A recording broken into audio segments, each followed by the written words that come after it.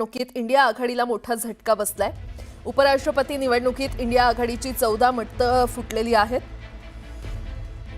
शिवसेना उबाठाची 5 तर राष्ट्रवादी शरदचंद्र पवार पक्षाची 2 मतं फुटल्याची सूत्रांची माहिती आहे। तर राज्यातील महाविकास आघाडीच्या खासदारांनी राज्याच्या माजी राज्यपालांना मत दिल्याचा मोठा दावा खासदार नरेश म्हस्के यांनी केलाय। महत्त्वाचं म्हणजे यात शरद पवार आणि ठाकरेंच्या पक्षाची जास्त तर काँग्रेसची कमी मतं फुटल्याचा दावाही खासदार नरेश म्हस्के यांनी केलाय। त्यामुळे आता या मतफुटीनंतर इंडिया आघाडीतही फूट पडणार का असा सवाल विचारला जातोय।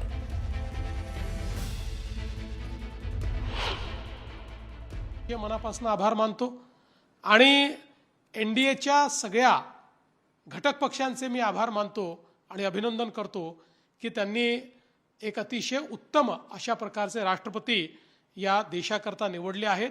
मला विश्वास आहे की श्री सी.पी. राधाकृष्णनजी यांच्या उपराष्ट्रपती पदाच्या काळामध्ये त्या पदाची गरिमा वाढवण्याचं काम ते निश्चितपणे करतील।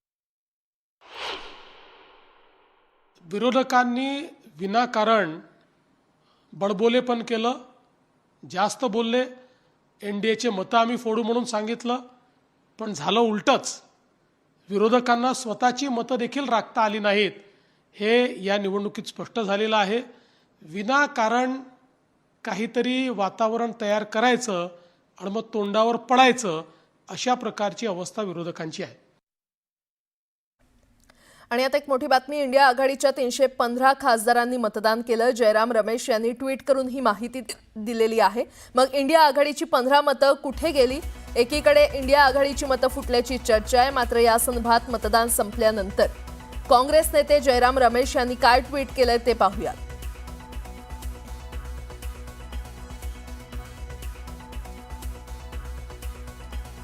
तर इंडिया आघाडीच्या 315 खासदारांनी मतदान केलं असल्याचं ट्विट जयराम रमेश यांनी केलंय। विरोधी पक्षांची एकजूट आहे।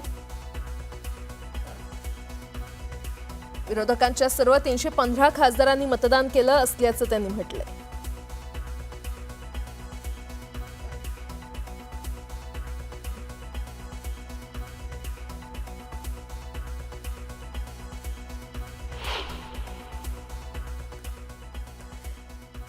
तर इंडिया आघाडीचे 14 मतं फुटली असा संशय व्यक्त केला जात आहे। एकूण मतदान किती झालंय तर 767 मतदान झालं, त्यामध्ये 15 मतं ही अवैध मानली गेली आहेत आणि 752 मतं ही वैध होती।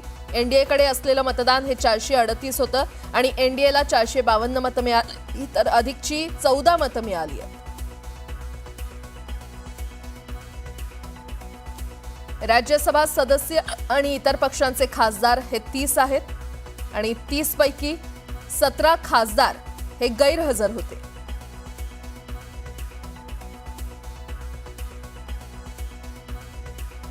आणि त्यानंतर उरलेल्या 13 खासदारांची मतं ही एनडीएच्या पारड्यात पडली का असा प्रश्न उपस्थित होतोय।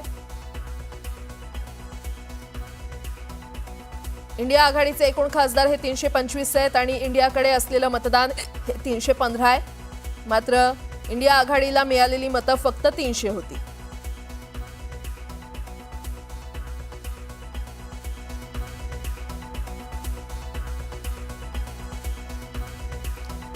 इंडिया आघाडीची 14 मतं फुटली का? कारण इंडिया आघाडीचे एकूण खासदार हे 325 आहेत।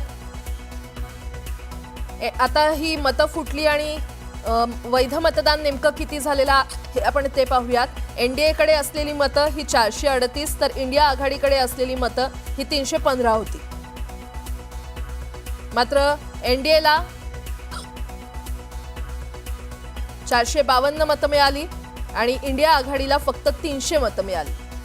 त्यामुळे 15 मतं फुटली असा संशय व्यक्त केला जातो।